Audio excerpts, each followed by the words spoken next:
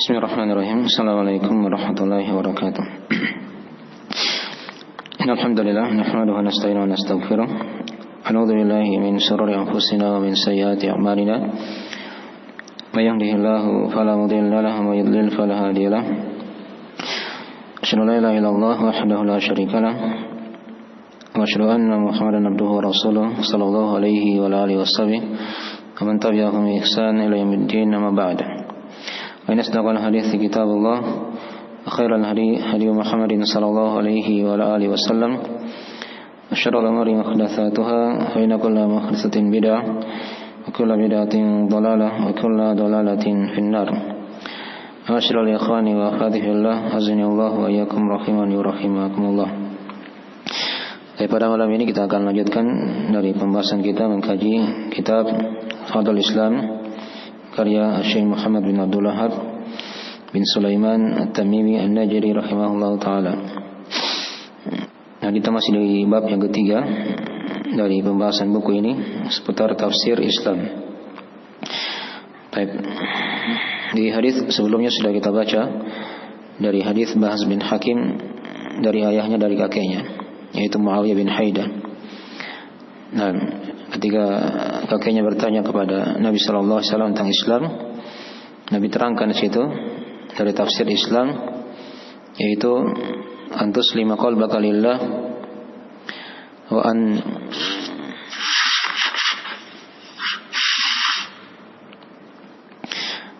antuslima qalbaka lillah wa an tuwalliya wajhaka ila Allah wa an tusalli salatal maktubah wa tuaddi az-zakatal mafruḍah. Rawahu Ahmad. Nah, ketika Nabi ditanya tentang Islam, maka Nabi terangkan tafsir Islam di situ ya, yang sudah kita terangkan. Yaitu engkau Islamkan wajahmu atau engkau Islamkan hatimu hanya untuk Allah. Engkau arahkan wajahmu kepada Allah. Engkau salat yang diwajibkan, yang ditetapkan yang diwajibkan ya. Dan engkau membayar zakat yang diwajibkan. Hadisnya dari riwayat Imam Ahmad. Ini sudah kita terangkan ya, hadisnya dari hadis yang sahih disahihkan oleh Syekh Muqbil rahimahullah taala. Tersimpul di situ sudah kita bahas dari tafsir Islam ya. Maksudnya Islam itu ditafsirkan dengan amalan yang zahir dan amalan yang apa? Yang batin. Amalan yang zahir kan mencakup tadi itu, mengerahkan wajah kepada Allah, salat dan apa? Zakat. Ini sudah kita bahas. Adapun amalan yang batin, yaitu dari kata antuslima qalbaka lillah. Engkau Islamkan hatimu hanya untuk Allah. Ya, ditundukkan hatinya kepada Allah Subhanahu wa taala. Berserah diri kepada Allah dengan tauhid, tunduk ya kepada Allah dengan ketaatan. Dan senantiasa dia berlepas dari kesyirikan dan pelaku kesyirikan. Yang dari makna Islam yang umum tercakup juga di sini ya. Dan juga ada Islam yang apa? Yang khusus diantaranya seperti salat dan zakat. Jadi hadis ini sudah kita terangkan ya. Ya, hadis yang menggabungkan antara amalan yang zahir dan amalan yang apa? Yang batin. Ya, itu dari tafsir Islam. Ya, seorang muslim ketika dia mengaku muslim, dia harus gabungkan dua perkara itu. Ada amalan yang zahir yang dia kerjakannya seperti syahadat. Ya. Kemudian salat, zakat, puasa, ya, haji, ini kan sudah kita bahas di hadis yang pertama. Tapi ingat ada juga amalan yang batin yang hendaknya dia apa? Dia amalkan, seperti tauhid, keimanan kepada Allah, ya. Yang nanti akan diterangkan di hadis setelahnya begitu ya. Baik, dari rukun-rukun iman. Baik. Dan ini tadi sudah diwakili dengan lafaz antuslima qalbaka lillah. Engkau Islamkan wajah, engkau Islamkan hatimu hanya untuk Allah. Baik. Ini sudah kita terangkan ya. Itu dari kesimpulan tafsir Islam. Hadis ini banyak faedah yang lain yang tergambar di sini ya. Yang pertama tentang kewajiban seorang itu dia perbaiki hatinya. Karena hati ini letak pandangan Allah kepada seorang hamba. Inna Allah la yanzuru ila suwarikum wa la ila ajsamikum walakin yanzuru ila qulubikum wa a'malikum. Kata Nabi kan dalam hadis yang sahih. Sehingga Allah tidak melihat kepada rupa-rupa kalian, pada jasad-jasad kalian, tapi Allah melihat kepada hati-hati kalian dan amalan-amalan kalian. Nah, jadi hendaknya seorang itu dia perbaiki hatinya. Nah, dia tata hatinya. Jangan dibiarkan hatinya itu terbengkalai. Tetap dia senantiasa isi dia dengan ilmu agama. Diisi hati tersebut dengan ilmu, dengan ketaatan ya kepada Allah Subhanahu wa taala, agar dia menjadi hati yang hidup. Dan pembahasan masalah hati ini akan ada pembahasan tersendiri nanti di fikih amalan hati. Ada buku dari karya Syekh Abdurrahman bin Nasir As-Sa'di atau As-Sa'di rahimahullah taala tentang manzumah As-Sair ila Allah wa Daril Akhirah, perjalanan kepada Allah dan negeri akhirat. Sudah diterangkan ada belasan bait syair dari fikih-fikih amalan hati yang memperbaiki hati seorang hamba. Nah, dan pembahasan ulama di masalah hati itu luas ya. Nah, kita tidak menyinggung masalah itu lebih dalam, hanya kita ingatkan dari faedah hadis ini. Baik. Dan di sini juga diterangkan kepada kita dari faedah penjelasan tentang tafsir dari la ilaha illallah. Karena kalimat antus lima qalbaka lillah wa antuwajjiha wajhaka ila Allah, ini kan dari tafsir la ilaha illallah. Jadi la ilaha illallah itu ada amalan yang batin, ada amalan yang zahir. Ya.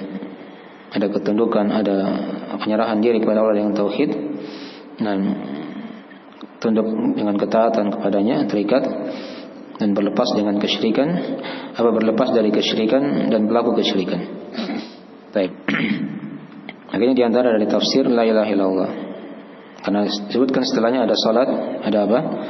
Ada zakat. Yang sudah diterangkan ya. Baik. Kemudian dari sini juga diterangkan kepada kita dari faedah hadis penjelasan bahwasanya wajah itu adalah wakil dari anggota tubuh yang lain. Ya. Karena dikatakan wa'an tuwajjaha wajhaka ila Allah. Ini kalau sudah disebut wajahnya, maka yang lain juga akan akan ikut. Nah, dan ini ada hadis-hadis yang lain yang mirip dengan ini ya, pembahasan seputar wajah. Dia merupakan wakil dari anggota tubuh yang lainnya. Baik. Adapun hati, dia itu rajanya, ya, raja dari anggota tubuh ya.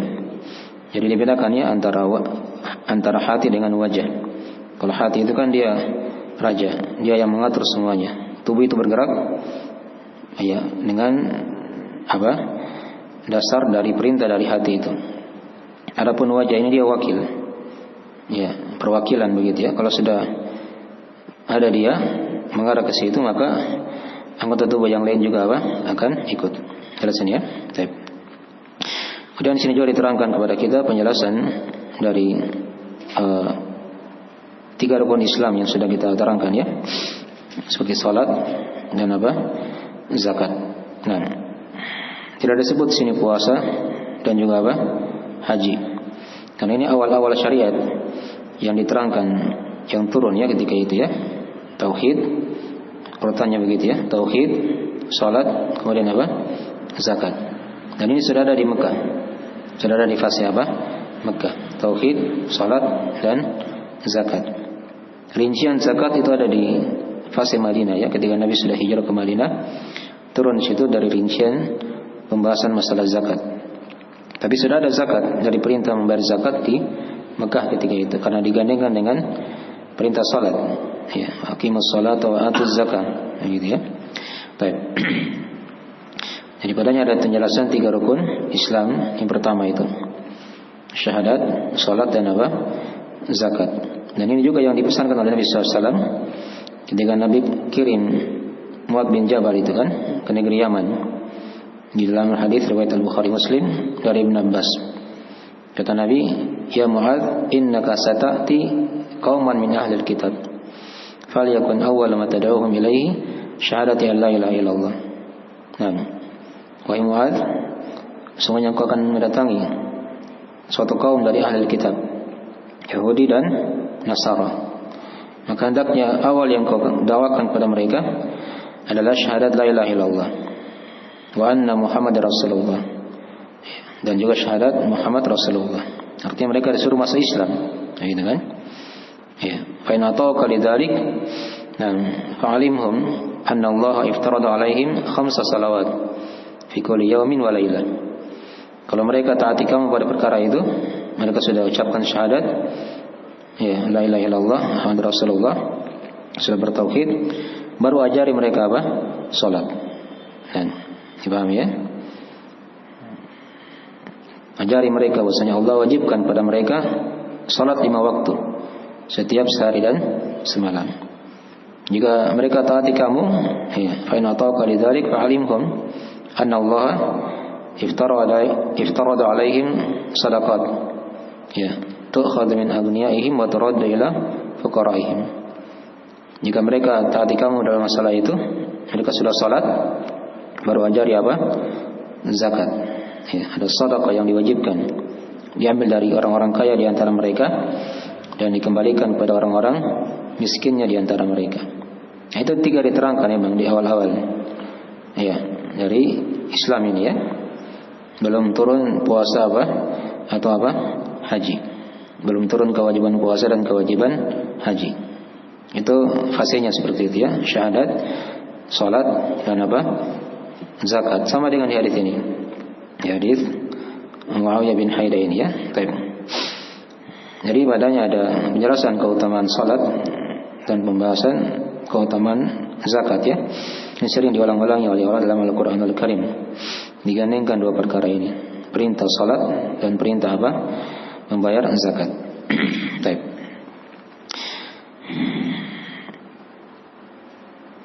Ya, padanya ada keutamaan salat 5 waktu yang sudah dibahas ya di hadis yang pertama. Dan juga padanya ada keutamaan dari ibadah zakat itu. Baik. Sekarang kita masuk di hadis yang keempat ya, atau dalil yang kelima dari penafsiran Islam ini, yaitu penafsiran Islam dengan keimanan. Baik, kita baca dari hadisnya. Kata beliau rahimahullahu taala, wa Nabi Kilabata an rajulin min ahli Syam an nabihi annahu sa'ala Rasulullah sallallahu alaihi wasallam mal Islam, qala an tuslima qalbaka lillah. Di sebagian riwayat dikatakan an tuslima qalbuka lillah. Ya. Wa yuslam al-muslimuna min lisanika wa yadika. Qala fa ayyul islami afdal? Qala al-iman. Qala wa mal iman? Qala an tu'mina billahi wa malaikatihi wa kutubihi wa rusulihi wal ba'thi ba'da al-maut. Baik. Kata beliau rahimahullahu taala dari Abi Kilabah. Ya. Abu Kilabah namanya Abdullah bin Zaid Al-Jarmi. Abdullah bin Zaid Al-Jarmi Al-Basri rahimahullahu taala, dari salah seorang tabi'in yang mulia. Jadi namanya Abdullah bin Zaid Al-Jarmi. Abu Kilabah itu namanya apa? Abu Kilabah ini apa namanya? Yang pakai Abu namanya apa itu dalam bahasa Arab? Kunya ya. Itu bukan nama ya. Jadi kalau misalnya ada yang tanya antum, ya mas muka, siapa namamu? Jangan jawab namaku Abu ini misalnya kan. Itu salah ya. Itu kunya. Coba kalau ditanya misalnya apa kunyamu, harus dijawab Abu siapa begitu kan. Tapi itu dibedakan ya antara nama dan kunya. Jadi kalau kunya itu di sini tabi'in namanya Abu, apa kunyanya adalah Abu Kilabah. Adapun namanya Abdullah, ayahnya namanya Zaid. Ya. Abdullah bin Zaid Al-Jarmi Al-Basri dari Basra ya. Ya. Sekarang nama kota di Irak. Baik. Ad-rajulin dari seorang lelaki dari penduduk Syam. Ya. Syam itu sekarang masuk wilayah Palestina ya. Dan kemudian Suriah itu Syam ya. Yordania, Damaskus itu dari daerah-daerah apa yang dulunya dikatakan Syam, luas ya. Yang sekarang sudah terpecah-pecah menjadi negara tadi itu. Palestina, Damaskus, ya, ada Suriah, ada Yordania, atau Albania. Ya, itu masuk dari negara apa? Atau negeri Syam ketika itu. Nah, di sini tidak diterangkan ya siapa lelaki yang dikatakan dari Abu Kilabah ini ya. Hanya dikatakan an rajulin min ahli Syam. Inilah yang menjadi sebab kelemahan hadis ini ya. Dalam ilmu hadis ini namanya hadis yang mubham. Ya, rawinya tidak ditahu namanya begitu ya. Siapa laki-laki kan tidak ditahu. Laki-laki kan masih umum. Hanya dikatakan laki-laki dari negeri Syam. Ya banyak sekali kan laki-laki. Hanya disebut seperti itu, maka ini dari apa? Hadis yang menjadi sebab kelemahan dalam sanad ini. Di sebagian riwayat yang lain diterangkan oleh Imam Abdul Razzaq, ya kalau saya tidak salah ya, disebut nama laki-laki itu yaitu Amr bin Ambasa. Ya, Amr bin Ambasa. Baik, itu di riwayat yang lain ya. Diterangkan namanya Amr bin Ambasa. Baik, dari ayahnya. Ini juga tidak ditahu di sini. Sudah laki-lakinya tidak ditahu, kemudian juga ayahnya tidak ditahu. Ini sudah dua mubham, dua orang yang tidak apa jelas, gitu kan? Ya, di sini zahirnya ayahnya mungkin sahabat ya, karena dia kan langsung bertanya kepada Rasulullah Sallallahu Alaihi Wasallam, gitu kan? Annahu sa'ala Rasulullah Sallallahu Alaihi Wasallam. Tapi kan tidak ditahu di sini siapa ayahnya. Dan Abu Kilabah ini kan dimaklumi ya dari tabi'in. Ya. Mungkin dia jelas bertemu sahabat ya. Karena diantara dari guru Abu Kilabah itu Anas bin Malik. Itu Anas bin Malik radhiyallahu taala anhu. Ya. Anas bin Malik itu sahabat-sahabat yang muda ya ketika itu. Dari sahabat-sahabat yang terakhir juga apa? Meninggal. Baik. Itu dijumpai oleh Abu Kilabah rahimahullahu taala. Baik. Dan Abu Kilabah ini dari tabi'in tadi sudah saya terangkan biografi lengkapnya. Sudah tadi Abdullah bin Zaid Al-Jarmi ya, Al-Basri. Kemudian dia tinggal di Basra ya. Sebagian juga mengatakan tinggal di Syam. Ya. Dan beliau wafat itu di tahun 104 Hijriah. Di tahun 104 Hijriah. Ada juga yang mengatakan setelahnya 106, 107 begitu ya. Antara sekitar situ ya. Beliau wafat. Jadi sudah berlalu 1 abad dari Islam ini. Ya. Dan beliau berjumpa dengan sejumlah para sahabat tadi itu ya. Baik. Ada biografi yang panjang ya diterangkan oleh para ulama seputar Abu Kilabah, tapi kita tidak bahas ya. Jelas beliau dari salah seorang tabi'in yang masuk dari generasi terbaik dari umat ini. Baik. Dan kemungkinan beliau berjumpa dengan sahabat hanya tidak banyak lagi ya. Karena yang antara gurunya hanya beliau jumpai Anas bin Malik ya radhiyallahu taala anhu. Jadi tidak menjumpai sahabat-sahabat yang tua ketika itu ya. Hanya tinggal menjumpai dari sahabat yang terakhir meninggal. Jelas masih dapat dari keutamaan sebagai tabi'in. Karena tabi'in itu kan definisinya adalah siapa yang berjumpa dengan sahabat beriman pada Rasulullah yang dia meninggal di atas keislaman. Itu kan yang dikatakan tabi'in. Sama dengan sahabat ada 3 ya. Ada 3 kriterianya begitu. Yang pertama dia berjumpa dengan sahabat kalau tabi'in ya. Beriman pada Rasulullah 2. Yang ketiga, dia meninggal di atas keislaman. Itu yang dikatakan apa? Tabi'in. Baik. Kalau sahabat kan yang berjumpa dengan Rasulullah, berjumpa dengan Nabi, beriman dengannya, dan meninggal di atas apa? Keislaman. Itu harus ada 3 terkumpul pada sahabat. Sama dengan tabi'in juga seperti tadi ya. Terkumpul 3 itu harus ada. Kapan kurang 1, maka dia bukan apa? Bukan tabi'in. Baik. Itu dari biografi ringkas Abu Kilabah ya. Jadi hadis ini memang ada kelemahannya di sanad ini, tapi para ulama itu menguatkan hadisnya, diterangkan di riwayat-riwayat yang lain begitu ya. Nah, karena hadis ini walaupun dia lemah, tapi maknanya adalah makna yang sahih. Maknanya adalah apa? Makna yang sahih. Diterangkan, didukung oleh hadis-hadis yang lain. Kita akan terangkan ya, supaya kita lihat dari mana hadis ini. Itu sudah dibahas sebenarnya di hadis-hadis sebelumnya. Baik. Kita baca saja hadisnya di situ ya. Annahu sa'ala Rasulullah sallallahu alaihi wasallam mal Islam. Ya.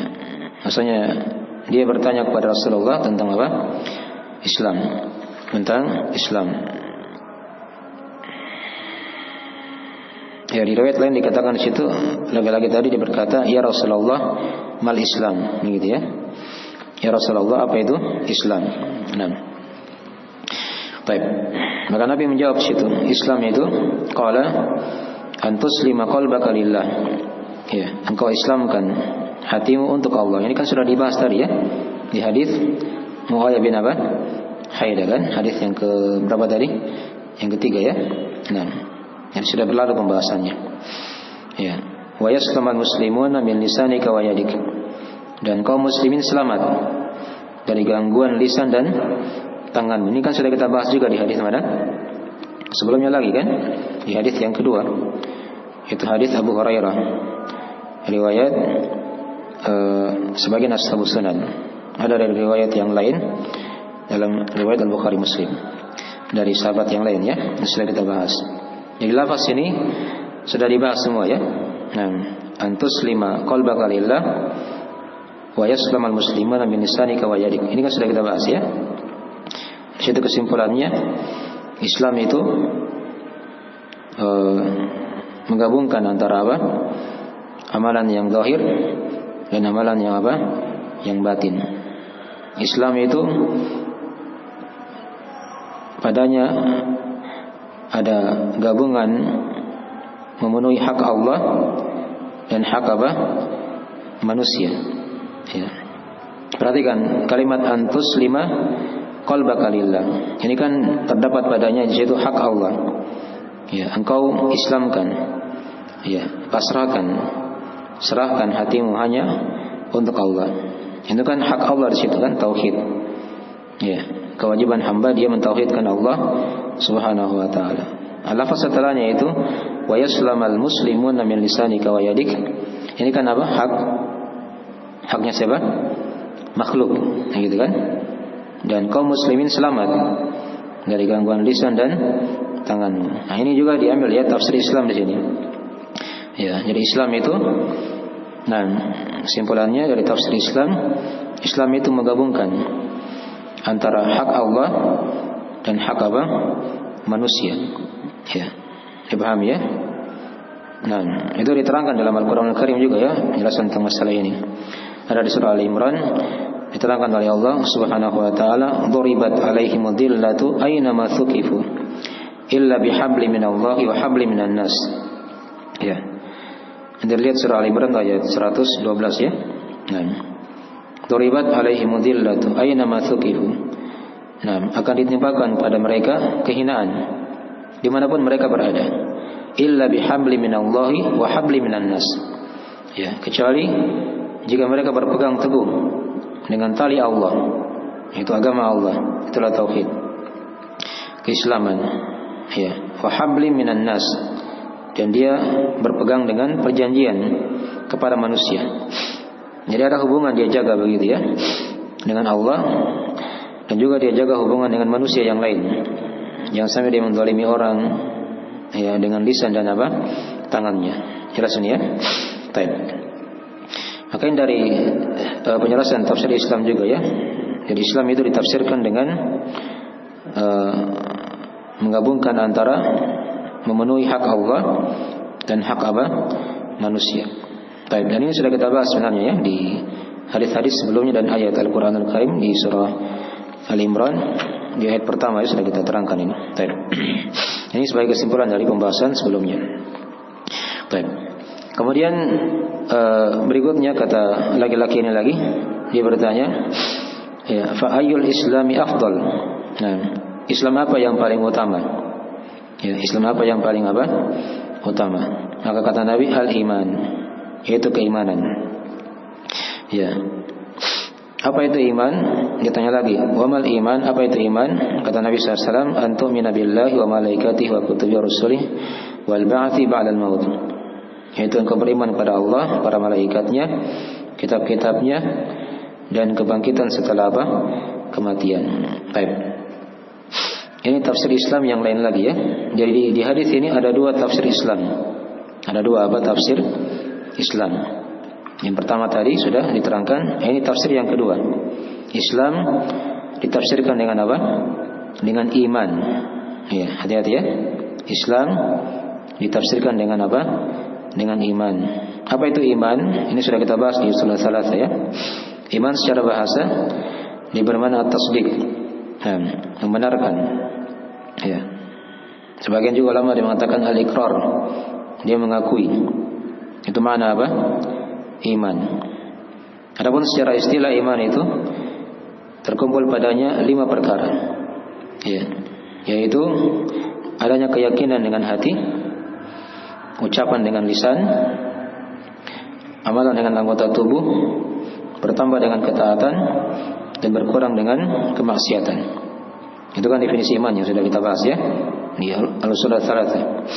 Ya, adanya keyakinan dengan hati, ucapan dengan lisan, amalan dengan anggota tubuh.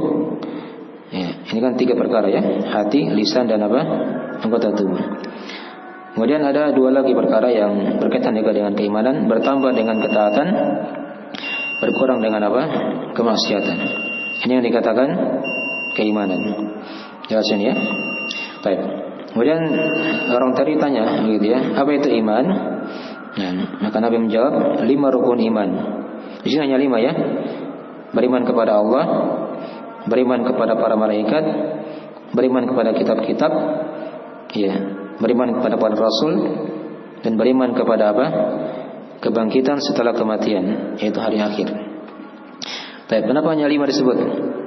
Apa yang tidak disebut sini? Hah? Dari rukun iman. Beriman kepada takdir yang baik dan yang buruk. Nah, itu sudah diterangkan ya. Ya mungkin di pembahasan yang lain. Kenapa disebut 5? Karena dalam Al-Quranul Karim itu dikumpulkan 5 sekaligus dalam satu ayat ya. Perhatikan surah Al-Baqarah yang sering kita baca di malam hari sebelum tidur. Apa yang dibaca? Hah? Amana Rasulullah bima unzila ilaihi min rabbih wal mu'minun. Perhatikan, kullun amana billahi wa malaikatihi wa kutubihi wa rusulihi. Ya. Apa kan begitu ya? Apa lafaz ayatnya? Kullun amana billahi wa malaikatihi wa kutubihi wa rusulihi. Sudah berapa itu? Kullun amana billah, setiap dari mereka beriman kepada Allah, malaikat, kitab-kitab, dan rasul. Sudah berapa? 4. La nufarriqu baina ahadin min rusuli. Ditambah situ ada tambahan penjelasannya. Kami tidak membeda-bedakan antara para rasul. Ya, dari rasul Allah. Wa qalu sami'na wa ata'na ghufranaka rabbana wa ilaikal masir. Ya, perhatikan kata yang terakhir ya. Dikatakan situ wa ilaikal masir, dan hanya kepadamu tempat kembali. Diingatkan akan negeri apa? Negeri akhirat. Itu satu ayat diterangkan ya. Satu ayat. Baik. Satu ayat.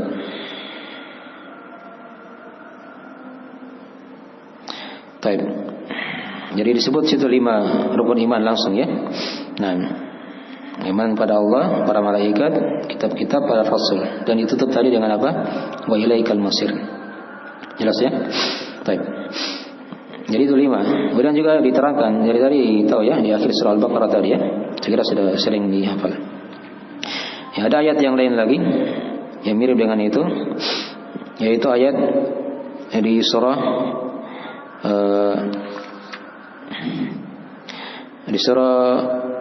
kemarin saya sebut surat apa kemarin?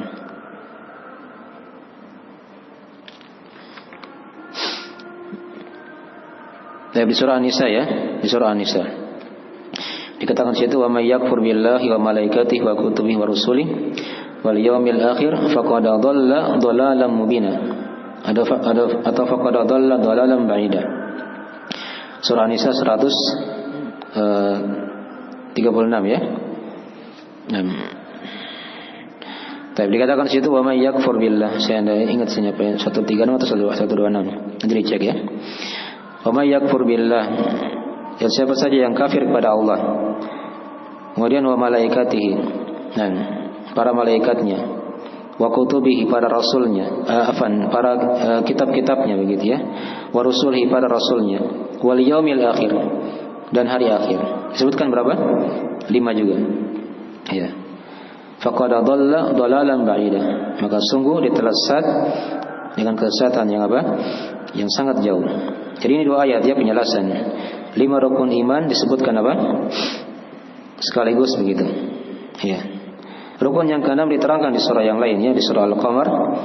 Ya, nanti dicek ya di surah Al-Qamar ayat ke-49.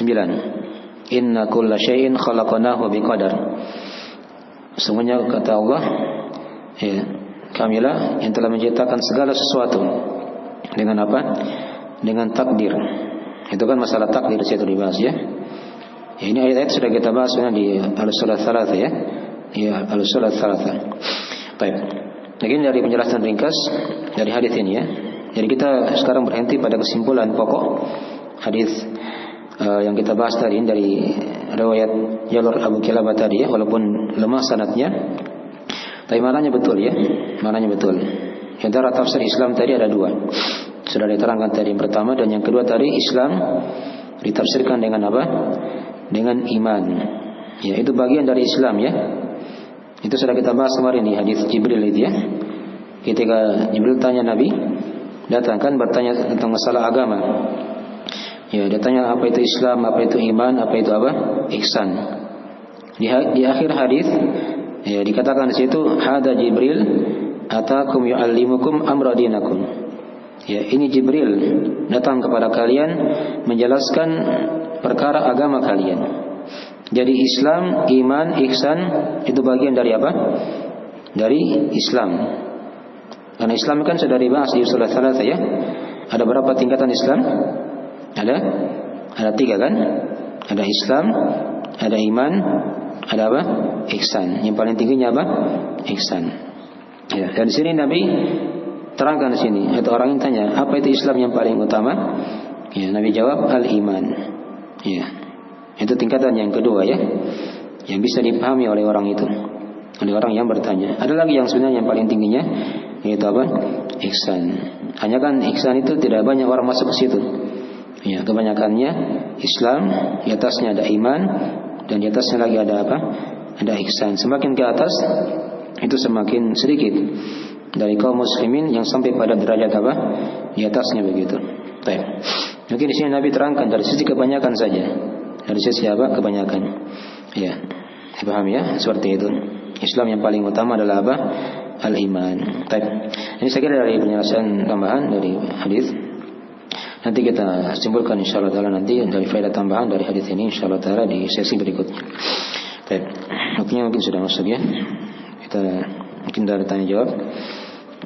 Kita akhiri majelisnya, insyaallah akan disempurnakan di pertemuan berikutnya insyaallah taala. Ya. Jika ada kekurangan mohon dimaafkan.